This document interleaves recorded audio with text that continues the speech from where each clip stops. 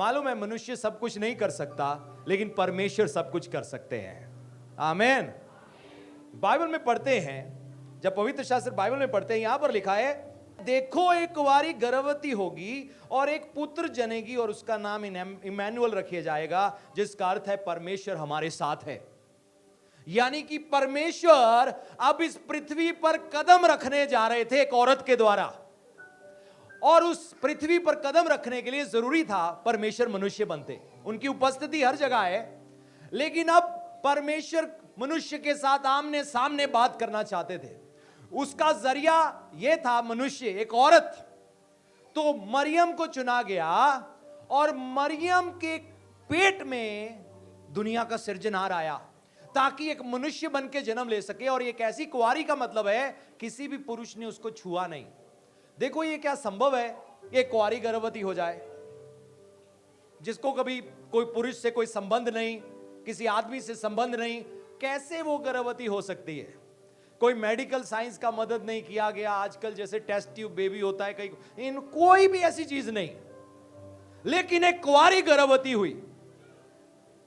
हमारा परमेश्वर एक ऐसा परमेश्वर है जो असंभव को संभव करने की सामर्थ्य रखता है।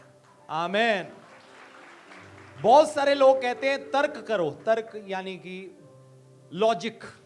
आज दुनिया में लोग लॉजिक ढूंढते हैं, साइंस दुनिया में लॉजिक ढूंढती है, बहुत सारे डॉक्टर लॉजिक ढूंढते हैं। हमारा परमेश्वर लॉजिक के विपरीत है। वो एक अलौकिक परमेश्वर है, सुपर नेचुरल परमेश्वर है। वो दुनिया के लॉजिक के मुताबिक नहीं चलते। लॉजिक पता क्या है? अगर आप गेंद ऊपर फेंकोगे तो कहां जाएगी? सूरज तक पहुंच जाएगी। क्या होगा गेंद का? नीचे गिरेगी। कितना भी अच्छा बैट्समैन क्यों ना हो, वो जोर से शॉट मारेगा, कितना भी ऊपर क्यों ना जाए, नीचे आएगा। ये लॉजिक है, ग्रेविटी है। लेकिन बाइबल में पढ़ते हैं प्रभु यीशु मसीह जब मुर्दों में से जी उठे, ऊपर उठाए गए, ग्रेविटी के ऊपर चले। बाइबल में पढ़ते प्रभु यीशु मसीह एक दिन पानी के ऊपर चलना शुरू हो गए, और खुद ही नहीं चले, उनके चेले ने चलने की चाहत रखी। पतरस भी पानी पर चलना शुरू हो गया। अब इसमें बताओ क्या लॉजिक है? दुनिया लॉजिक ढूंढती है, लेकिन परमेश्वर दुनिया के व्यवहारों के मुताबिक काम नहीं करते, वो अपनी सामर्थ्य दिखाते हैं। नेचुरल जो चीजें देखते हैं हम, पानी पर कोई चल सकता है? नहीं चल सकता, लेकिन प्रभु ने चल के दिखाया। 5 रोटी से 5000 लोगों का पेट भर दिया और 12 टोकरियां बच गई, बाइबल में लिखा है। 5 रोटी से पेट कैसे भर सकता है? लेकिन प्रभु ने करके दिखाया। यानी कि परमेश्वर के लिए कुछ भी असंभव नहीं है। आपके जीवन में कैसे भी हालात क्यों ना हो, परमेश्वर आपके हालातों को बदलने की शक्ति रखते हैं, अगर आप उन पर विश्वास करो तो। वचन में लिखा है तुम विश्वास करोगे तो परमेश्वर की महिमा को देखोगे। अगर तुम विश्वास करोगे, एक अविश्वासी व्यक्ति, दोहरा व्यक्ति परमेश्वर से कुछ भी हासिल नहीं कर सकता। परमेश्वर दुनिया के तर्कों के मुताबिक काम नहीं करते, परमेश्वर इसके विपरीत चलते हैं। ऐसे ऐसे लोग थे पवित्र शास्त्र बाइबल में जो बीमार थे, ठीक हो ही नहीं सकते थे, कोई वैद्य उनको ठीक नहीं कर पाया, लेकिन एक औरत ने सिर्फ प्रभु यीशु मसीह के पल्ले को छू लिया, 12 साल का लहू बहने का रोग खत्म हो गया। बताओ किसी को छूने से कैसे कोई चंगा हो सकता है? लेकिन परमेश्वर सब कुछ करने की सामर्थ रखते हैं। 4 दिन का मुर्दा कब्र में पड़ा हुआ था, प्रभु यीशु मसीह ने मुर्दे को आवाज दिया, मुर्दा कब्र में से बाहर आ गया खुद ही। बताओ इसमें कौन सा तर्क है? यानी कि परमेश्वर के लिए कुछ भी असंभव नहीं है। बहुत बार हमारे घरों में, परिवारों में ऐसे हालात होते हैं, हम कहते हैं ये कहां बदलेंगे, लेकिन प्रभु बदलने की सामर्थ्य रखते हैं। बहुत सारे रोग, बीमारियां ऐसी होती है, लोग कहते हैं ये कैसे बदला होगा, लेकिन प्रभु सब कुछ करने की सामर्थ्य रखते हैं। बाइबल में पढ़ते एक दिन एक राजा ने आज्ञा दे दिया कि कोई भी परमेश्वर की आराधना नहीं करेगा, मेरी आराधना करो। एक जगह हम देखते हैं मूर्ति भी बनवाई, ये मूर्ति बनवाई है, इसके सामने झुकना, किसी ने परमेश्वर को नहीं मानना। और बाइबल में पढ़ते 3 नौजवान शद्रक, मेशक, अबेदनगो, उन्होंने फैसला किया, राजा की बात नहीं मानी, परमेश्वर पर विश्वास किया। राजा ने सजा रखी थी, उसको आग की भट्टी में डाल दिया जाएगा जो मेरी बात नहीं मानेगा। लेकिन उन्होंने परमेश्वर पर भरोसा रखा और कहते हैं राजा, हमें परमेश्वर इस आग के भट्टे से बचा सकते हैं। और परमेश्वर ने उनको बचाया। राजा भी हैरान हो गया और उसने भी परमेश्वर को महिमा दिया। अगर भूखे शेरों के गुफा में किसी को डाल दिया जाए तो वो 1 सेकंड नहीं लगाएंगे, ऐसे ही चबा जाएंगे। बाइबल में पढ़ते हैं दानियल, जिसको शेरों की गुफा में डाला गया, परमेश्वर ने शेरों के मुंह को बंद करवा दिया अपने दूत भेजकर, क्योंकि परमेश्वर सब कुछ करने की सामर्थ रखते हैं। आज आपके जीवन में कैसे भी हालात क्यों ना हो, परमेश्वर बदलने की सामर्थ रखते हैं। देखो, हम रोज सुबह उठते हैं, धरती गोल गोल घूमती है। पहले तो मैं जब छोटा था, मुझे समझ नहीं लगती थी, तो मैं सोचता था सूरज धरती के इधर उधर घूमता है ना। मैं सोचता था इधर से निकलता है और उधर डूब जाता है। हम कहते हैं ना सूरज डूब गया। सूरज वहीं अपनी जगह पे है, पृथ्वी घूम रही है। तो चलो कुछ भी कह लो। बाइबल में पढ़ते हैं यहोशू नाम का एक व्यक्ति था जो परमेश्वर पर भरोसा रखता था। उसके कहने पर सूरज रुक गया, यानी कि पृथ्वी अपनी जगह पर रुक गई, घूमना बंद हो गई। और एक दूसरी जगह में यशाया किताब में पढ़ते हैं, वहां पर एक व्यक्ति जो परमेश्वर पर विश्वास करता था, उसके विश्वास के कारण क्या हुआ, सूरज की परछाई जो थी उसकी 5 कदम पीछे को हट गई। हालेलुया, 10 कदम पीछे को हट गई। परमेश्वर इतने सामर्थी है।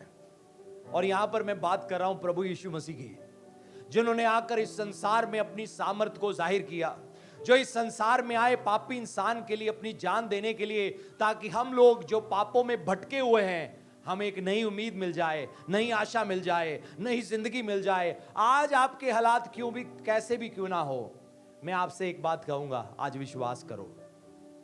मैं चाहता हूं हर कोई अपनी आंखें बंद करे। आज विश्वास करो उस प्रभु पर जिसको हम पुकार रहे हैं, जिनके जन्म की हम खुशी मना रहे हैं, जो हमेशा से था लेकिन 2000 साल पहले जो मनुष्य बन के इस दुनिया में आया। और मैं चाहता हूं आप इस समय प्रार्थना करो और कह सकते हो यीशु से, कह सकते हो यीशु मसीह के नाम से कि प्रभु मेरे जीवन में यह समस्या है। आपके शरीर में कोई रोग है, किसी को गिल्टी है, किसी को लहू बहने की बीमारी है, कोई भी रोग, पेट में दर्द रहता है, घुटनों में दर्द रहता है, आप एक बार नाम लेके तो देखो, आप उसकी सामर्थ को देखोगे। मालूम है क्यों? क्योंकि प्रभु यीशु मसीह मुर्दा नहीं, वो जीवित है। वो सलीब पर गए, लेकिन उससे पहले कह गए थे मैं मरूंगा ही नहीं, तीसरे दिन जिंदा हो जाऊंगा। तो क्यों हमारी प्रार्थनाओं का उत्तर मिलता है? कारण एक ही है, यीशु जीवित है और आज वो हमारे बीच में है। और मैं चाहता हूं आप अपनी आंखें बंद करो और 1 मिनट मैं आपको दे रहा हूं, आप प्रार्थना करो। एक बार यीशु का नाम लो, को यीशु मेरे जीवन में ऐसा करो, मेरे परिवार के बीच में ऐसा करो, मेरे जिस्म में बीमारी है, आज मेरी बीमारी को यीशु आप मुझ पर दया करो, मेरी बीमारी को दूर कर दो।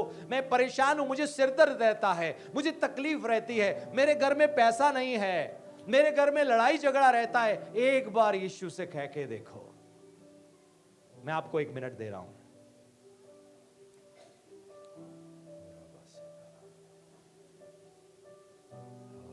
आप बोलकर प्रार्थना कर सकते हो, थोड़ा ऊंचे भी कर सकते हो, धीमे भी कर सकते हो, कोई बात नहीं है, लेकिन प्रार्थना करो। आप प्रभु से क्या चाहते हो?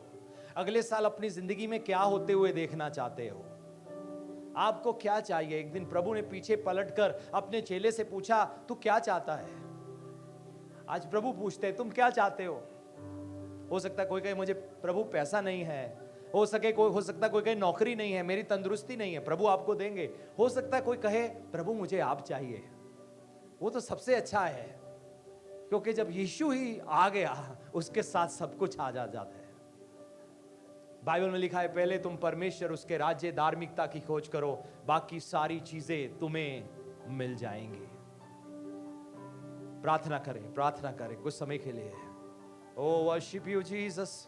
प्रभु मैं आपका धन्यवाद करता हूं। अगर कोई बीमारी में है, मैं चाहता हूं अपने सिर पर हाथ रखे। अगर कोई बीमारी में है, मैं चाहता हूं अपने सिर पर हाथ रखे। मैं आपके लिए प्रार्थना करना चाहता हूं। प्रार्थना मैं सबके लिए करूंगा, लेकिन खासकर जो बीमार है, कोई भी बीमारी हो सकती है, अपनी आंखें बंद करो। प्रभु जी मैं धन्यवाद करता हूं इन जिंदगियों के लिए। यीशु मसीह के नाम से मैं चंगाई की घोषणा कर देता हूं। प्रभु आज इन शरीरों को छू दो प्रभु, आज इन जिंदगियों में चमत्कार हो जाए। इस जगह बैठे बैठे ही प्रभु जी होने दे इनके जिस्म में एक नई तरह शक्ति आए, नया सामर्थ आए। प्रभु जी आपकी चंगाई इनकी जिंदगियों के ऊपर उतर आ जाए, इनके हालात बदल जाए। होने दे ये यहां पर इस जगह पर गवाही देने पाए। जैसे 10 कोढ़ी आए, एक ने वापस आकर गवाही दिया कि परमेश्वर ने मुझे चंगाई दिया। प्रभु होने दे इस जगह पर गवाहियां उठे और आपके नाम को महिमा मिले। यीशु के नाम से मैं हर एक बीमारी को डांट देता हूं, शैतानी कार्य को इनकी जिंदगियों के ऊपर से डांट देता हूं। मैं प्रार्थना करता हूं प्रभु आपकी शांति, आपकी आशीष, आपकी बरकत इनकी जिंदगियों में आए। प्रभु आप शराबी बने ताकि हमारे घरों से, बच्चों के ऊपर से, परिवार से, शादीशुदा जिंदगियों के ऊपर से शराब हट जाए। पिता मैं प्रार्थना करता हूं इन जिंदगियों को छू दे।